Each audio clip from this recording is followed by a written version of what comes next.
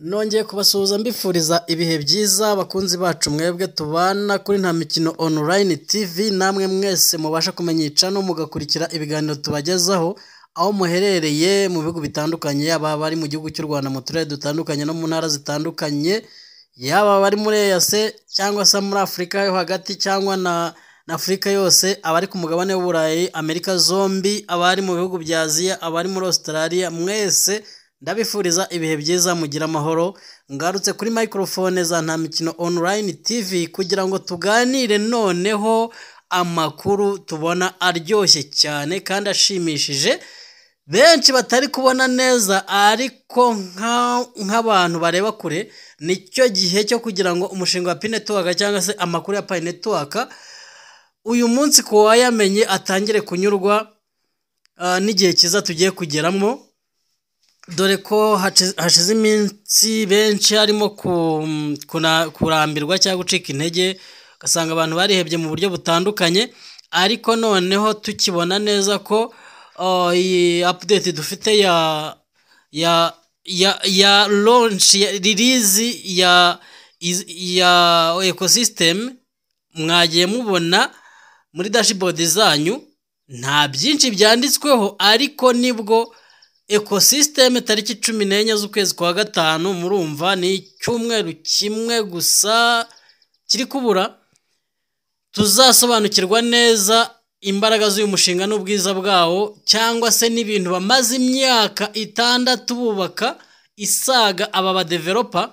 Murumva ibaye imyaka 6 n'amezi 2, kandi nimba kuri 14 z'ukwa gatatu aribwo twari kuri Pi Day, tukaba tugiye kuri 14 z'ukwa gatanu bakaronshinga noneho ecosystem.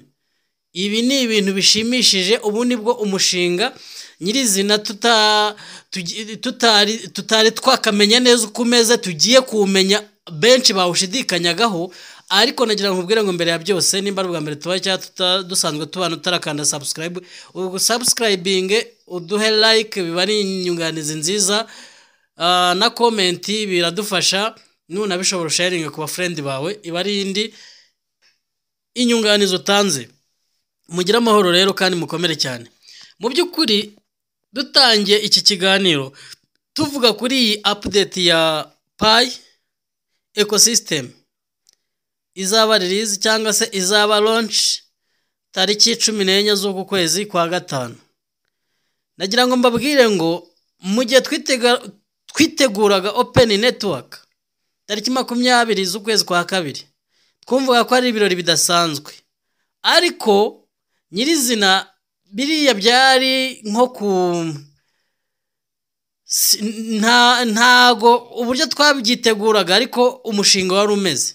Bigeze kuri tariki 14 kuri Pi Day, benshi tangira kwibaza se nibwo noneho hari ibintu bidasanzwe, amasoko ari butangire cyangwa se imishinga iri butangire. Usanga nanone abantu ntitubibonye, hizwa Pi Day gusa nk'uko bisanzwe, ariko noneho nimba tugiye ku cyo bise ecosystem, nimba bagiye kuyironshinga nyirizina, niki nicyo cyari gitegerejwe, nubwo benshi bagiye bibaza ngo uyu mushinga ko tubona ibitangaza twawizeyemo bitabaye, Pi isohokeye kuri exchange. Murabyibuka neza ko kuri tariki 20 z'ukwezi kwa kabiri aribwo hafunguye Open Network, ariko nabwo bigaragara ko tukiri muri unclosed mainnet, kuko ntago twari kwinjira muri Open Mainnet iri full, ecosystem igifunze. Icyo bise external connection, nubwo yari yafunguwe ku ma exchange amwe namwe, murabizi ko atari yose, ntago exchange zose zemerewe ku listinga Pi, hari izagiye zizuzuza ibisabwa nkeya, kandi bigaragara ko ari ama exchange n'ubundi agiye ari mato, exchange nini zose aho ziva zikagera, uhereye kuri za Binance, za Coinbase, za Trust Wallet n'izindi zitandukanye muzi, izo zose ntago ziremererwa kuri listinga Pi Network. Ariko noneho bikaba karusho ko uyu munsi mu gihe agiye kuronshingwa ecosystem nyirizina, projet ya Pi Network technology yubakiweho, cyangwa se n'imbaraga z'uyu mushinga, ari nacyo gihesha agaciro cyangwa se cyatumye Pi Network bigaragara neza ko agaciro kayo kubakiye kuri ecosystem, kubakiye iyo bavuze ama utilities n'ama usabilities, ibyo byose byubakiye kuri ecosystem. Ni uvuga ngo kuba dasobanukiwe neza, ecosystem ni uburyo umushinga uhagaze mu buryo bwa technology cyangwa se imbaraga wubakanywe uyu mushinga wa P-Network. Mwibuke neza ko P-Network ifite blockchain ya igomba kuzaba ikoreraho, ari nayo izaba iri kugendera kuri GCV. Bishatse kuvuga ngo aya exchange nubwo transfer ziri gukunda ukavana Pi muri wallet ukazohereza muri exchange, ni ukuvuga ngo ntago izi transactions zigaragara muri systeme ya blockchain ya P-Network, zigaragara kuri blockchain yama exchange cyangwa se nyirizina ya cryptocurrency. Gutyo ku ruhande mu buryo bwubatswe bwa bigaragara muri mu ma exchange cyangwa se no kuri ntagiye muri byinshi cyangwa se ntagiye kubisobanura ngo mbitinde kuko sicyo nshaka kuvuga. Agaciro ka Pi kuri exchange gatandukanye n'agaciro ka P-Network kuri blockchain yayo izabikoreraho. Ariyo mpamvu igiciro cya GCV nubwo benshi batacyumvikanaho kimwe ngo ngiri faranga P-Network yasohotse, njya numva hari abantu na n'uyu munsi y'umuntu asubiye kuri GCV agaciro ka 314,159 bamutera imijugujugu, nuko badasobanukiwe ko umushinga wa nyirizina wa P-Network utaratangira gukora. Ubaye usobanukiwe neza ukavuga ngo izo transaction ubwo zikorwa zikajya muri exchange, ntago Pi izahabwa agaciro na exchange nk'uko andi macoin yose abaho. Ubundi ni ukuvuga ngo coin market cap niyo yaheshaga agaciro coin, dukurikiye ku bantu bamenyereye ibya cryptocurrency cya digital currency, nuko blockchain ya coin market cap nyirizina niyo yazamura agaciro ka Pi cyaba kanagaragaza uburyo coin yariyo yose cyaba kagaragaza iyo token cyangwa se iyo coin iri gutradingwa uburyo ishobora kuba izamuka cyangwa imanuka. Ariko noneho mwibuke neza ko coin market cap ntago ari iza marketinga, ntago ari iza managinga agaciro ka P-Network. P-Network yubatse blockchain yayo ariyo dusanga muri Pi browser. Ni ukuvuga ngo uyu munsi mu gihe agiye kuronshingwa icyo bise Pi ecosystem, nibwo nawe wa muntu wese wibaza ngo se ngo Pi koko ngo ibintu twizejwe bitangaza, ugasanga umuntu arakora ikiganiro ibitutsi bibaye byinshi cyangwa se n'induru zibaye nyinshi, nibwo ibintu bigiye gusobanuka mwabavandimwe mwe nshuti zanjye ba pioneer cyangwa se mwese mukurikirana uyu mushinga. Nuko P-Network yubatse icyo bise blockchain yayo ariyo ishingiye kuri technology yabo bise ecosystem, ari igiye kuba launched ejo muri tariki 14 z'uku kwezi kwa gatanu turimo. Ubwo murumva nimba uyu munsi turi ku itariki 8 14 subwo utabyumva ni sinzi ubwo impamvu yaba atabyumva neza, ariko ni iminsi ngahibura uyibaze neza, ni iminsi itarenze 6, ni ku munsi wa gatandatu uhereye uyu munsi. Mwabantu mwe rero igishimishije kandi gitangaje nuko ibyari indoto ibyo n'ibyari inzozi n'ibyo benshi bagiye bumva ko bidashoboka, batekereza ngo se uyu mushinga kutubanye scam, batekereza ngo se ibi bintu biragenda bite nyirizina, niba ecosystem ya Pi igiye kuba launched, igiye kuba kugaragazwa ku mugaragaro kuri tariki 14 z'uku kwezi. Bishatse kuvuga ngo na ya masoko yose twari dutegereje, na ya makampani yose twari dutegereje, ahubwo amasoko yabavuze amasoko nare yahatanye muri hackathon agera ku application yubatswe, yagiye anyuzwa mu buryo butandukanye, baya testinga bayubakira bayubaka ku buryo agomba kubara mu masoko cyangwa se ari application babona ko yubatswe kuri technology igendanye igezweho muri ecosystem ya P-Network. Tukongeraho amakampani 2300 atandukanye n'amasosiyete ku isi atandukanye, cyangwa yaba ayakora ibikoresho bitandukanye cyangwa se services zitandukanye cyangwa se na technology zitandukanye, meme n'amabanke n'ibindi byose. Mu nyuma yuko haronshinzwe icyo bise Pi ecosystem, ibyo byose ubwo ni ukuvuga ngo igisigaye amashyushyu cyangwa se amatsiko umuntu wese afite, ni ukuvuga ngo birajya ku mugaragaro, kuko ntago baronshinga ecosystem bataronshinze ecosystem ibyo yubatse ibyo ari byo. Icyo nicyo kintu rero tugiye kubona ku itariki 14 z'uku kwezi.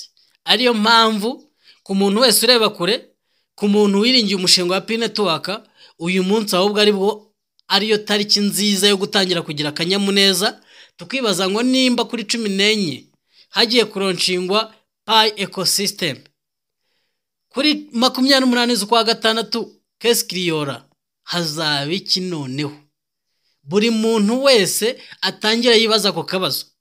Ntabwo dushaka kuvuga bya bintu mutagira ngo turizeza abantu bitangaza ngo amasoko azatangira ngo n'ibindi ngo GCV zaba yubahirijwe, ariko nyuma yo kuronshinga Pi ecosystem nicyo kintu navuga ngo gishimishije ku muntu wese ureba kure cyangwa se umuntu wari wese wabaye muri uyu mushinga, kuruta ibyo twabonye kuri Open Network, ibyo twabonye kuri P-Day. Murabizi ko aribwo bashyizeho, aribwo habaye igikorwa cya P-Fest, nabwo hari abubahirije GCV. Murabizi ko nyuma byagaragaye ko nibyo ari byo byose amatransaction yakozwe kuri GCV, mwarabibonye ko icyo kintu, iyo event yubahirijwe muri dashboard.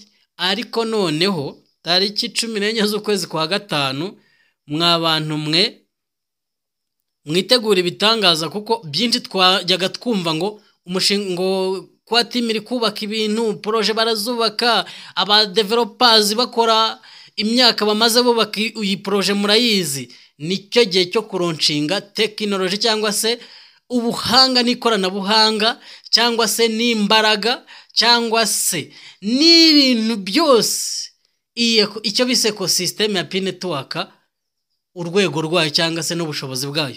Mwibuka neza ko hari amakuru amaze iminsi avuga ko ku itariki 14 nibwo hazaba hari gahunda iteganyijwe izaba yiga kuri cryptocurrency, ikazaba irimo na Dr. Nicholas muri iyo nama, akaba yarayitumiwemo. Bikavugwa neza ko iyo gahunda iteganyijwe kuri 14 n'ubundi cyari ikintu kidasanzwe, twibaza ngo Nicholas za present iki, ariko noneho birahuriranye n'umunsi wo kuronshinga cyangwa gupresenta ecosystem ya P-Network.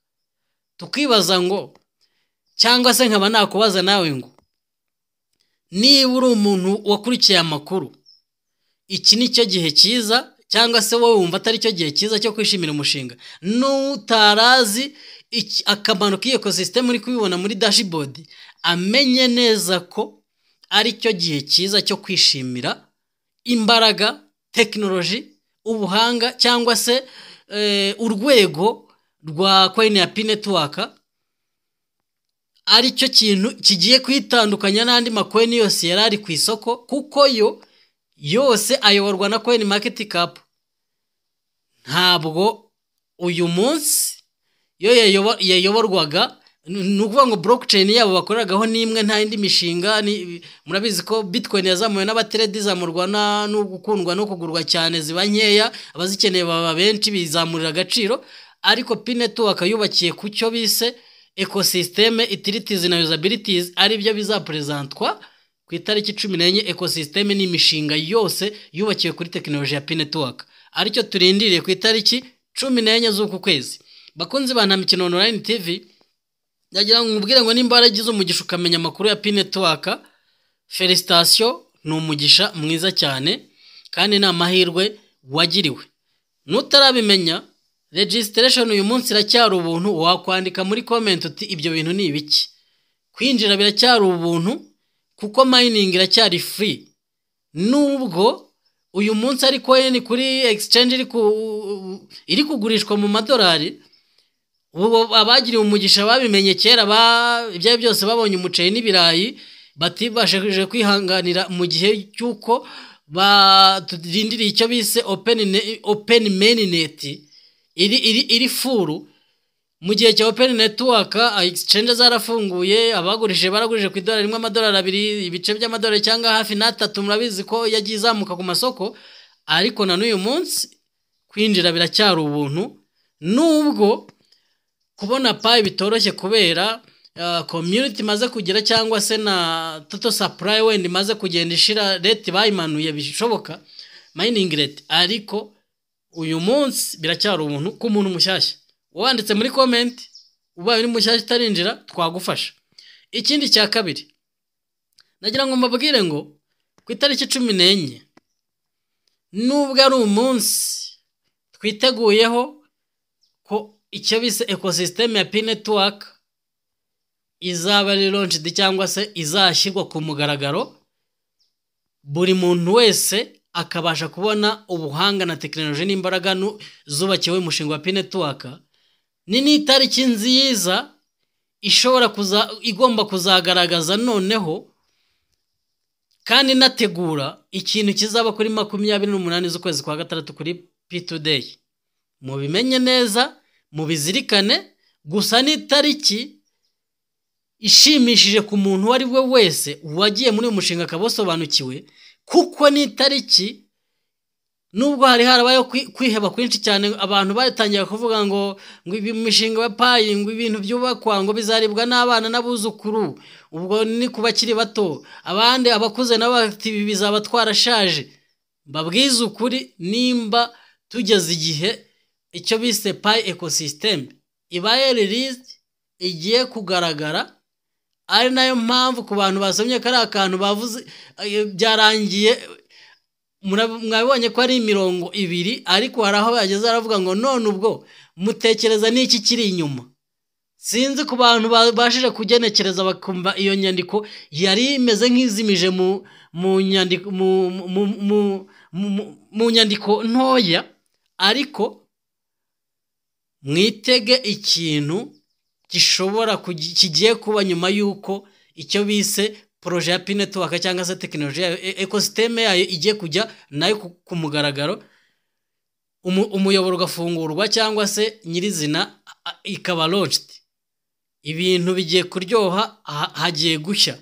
Bakunzi bacu GCV, na n'uyu munsi ku bantu batemera sinkeneye kubemeza kuko n'uburenganzira bwabo, ariko ni igiciro cyemejwe kandi kigiye kuzatangira gukorerwa gicuruzwa ku masoko, yaba ari amasoko muzi yatsinze muri Hackathon cyangwa se yamaze kubaka ama application yayo 100, yaba n'aya makampani 2300 azaba supplying ayo masoko cyangwa se nayo ubwayo ari gucuruza mu rwego rwayo. Mwibuka neza ko hari amasoko asanzwe akora online nka za Amazon, za Alibaba, za eBay n'andi. Aya masoko yose azaba ari gucuruza ku cyo bise GCV, agaciro k'amadolari 314,159. Nubwo twabonye ko aka gaciro gashobora kuzazamuka, dushingiye ku yindi mishinga tugenda tubona yubakiye kuri Pi Network cyangwa se mu buryo bari kugenda bubaka projet zabo. Hari aho ushobora gusanga Pi iri ku gaciro k'614 bisaga, bitewe nuko bo bamaze guha agaciro ka Pi, ariko nyirizina igiciro cy'abashinwa kigaragara muri ecosystem cyangwa se kuri blockchain ya Pi Network na agaciro k'314,159 y'idolari. Ndabizi ibi ngibi benshi babifata nk'inzozi, ariko ntabwo wakoze uyu mushinga cyangwa se ntabwo wagiye gushyira igiciro ngo amasoko habe inkundura yo kugitora no kugihitamo no kucyemeza ngo kibe registre cyangwa se registered muri ecosystem ya Pi Network, kigaragare muri blockchain yacyo ko ari cyo giciro cyatsinze.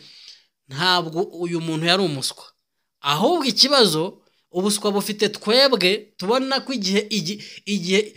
igihe kiri gutinda cyangwa se mata yabaye time, sibyo? Bitewe nuko abirabura duteye cyangwa bitewe nuko dushaka kubwo bubona ubwo butunzi bwinshi vuba, twabona bitaragera tugatangira kwibaza ngo ese bigenze bite, bihagaze bite, ibi bintu biratufasha iki, biratumarira iki? Mwabantu mwe nagira ngo mbabwire ngo ntago projet ya Pi Network ari projet yubatswe ngo ibeho cyangwa se igerweho umunsi umwe. Ni projet iteguwe ko igomba kugiye kumanaging icyo bise world economic, yaba mu buryo bw'ubukungu, yaba mu buryo bw'amabanke, yaba mu buryo uburyo bwose bufite aho buhurira n'ifaranga ryaba iry'ikoranabuhanga cyane n'indi cyane tekinoloji. Iyi ni poroje yubatswe igomba guhindura sisiteme yayoboraga isi, tukava muri monde nimerike tukajya muri monde digitali. Mubimenye neza, tukava muri web 2 tukinjira muri web 3. Icyo bise banke zisanzwe zikora zikava mu cyo bise Swift bank zikinjizwa muri QFS. Ibyo byose ni imishinga iteguye kandi iteganyijwe, ariko nyirizina nagira ngo mbabwire ngo inkuru nziza nuko ko ecosystem ya Pi Network igiye kujya hanze ku itariki 14. Niramuka igiye hanze rero, nibi byose ndahamya ntashidikanya ko umuntu utaramenya Pi amahirwe yo kuyimenya azaba agenda yoyoka, kuko umutungo uzaba utangiye kugenda bigaragara ko ba nyirawo ari abawubashije kumenya amakuru bakabyubahiriza. Turabizi ko coin yose ira mining ikarangiza, ibyo ari byo byose igihe nacyo kiba kiri kwegereza cyo kurangiza mining. Mugire ibihe byiza, Imana ibanire n'umuntu tuzatubagezaho amakuru nk'uko bisanzwe, ibiganiro bitandukanye, ubusesenguzi. Mugire ibihe byiza, mukomere cyane.